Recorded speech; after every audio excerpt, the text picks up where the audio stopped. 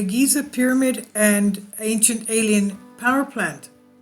Egypt's Great Pyramid of Giza in the Giza Plateau near Cairo was built, used advanced high technology, quote unquote, and the evidence is there for all to see.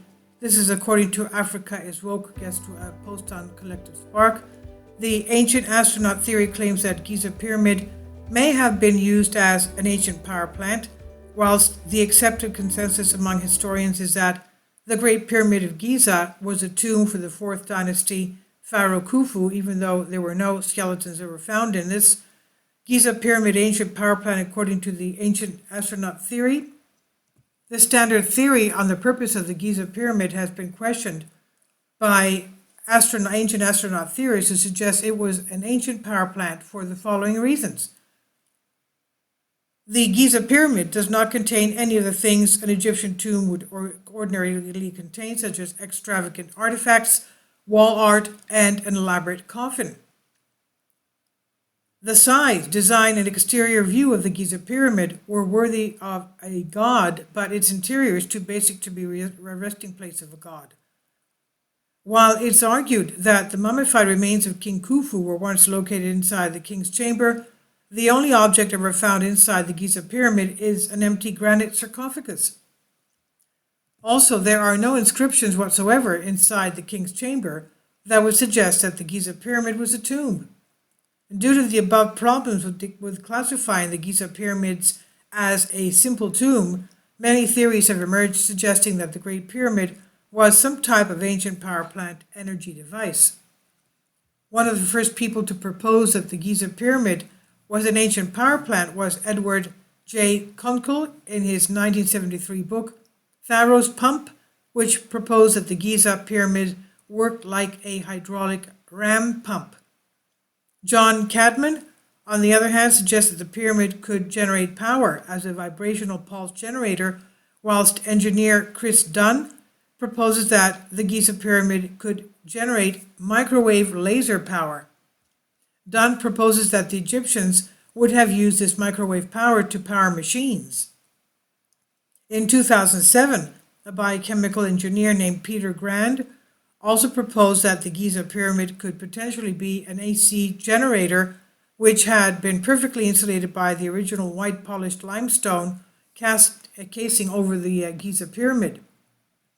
It's interesting to note that the Giza Pyramids are geographically located over underground rivers and aquifers, and it has also been proven that thousands of years ago the Nile River ran straight past the Giza Pyramids.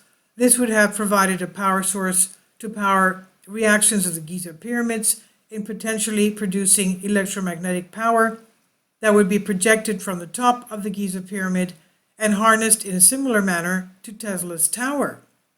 The Giza Pyramid is also located at the exact point which magnifies the natural electronic forces on the planet, and there is an electromagnetic field at the bottom of the Giza Pyramid which may have risen up the pyramid as power was generated.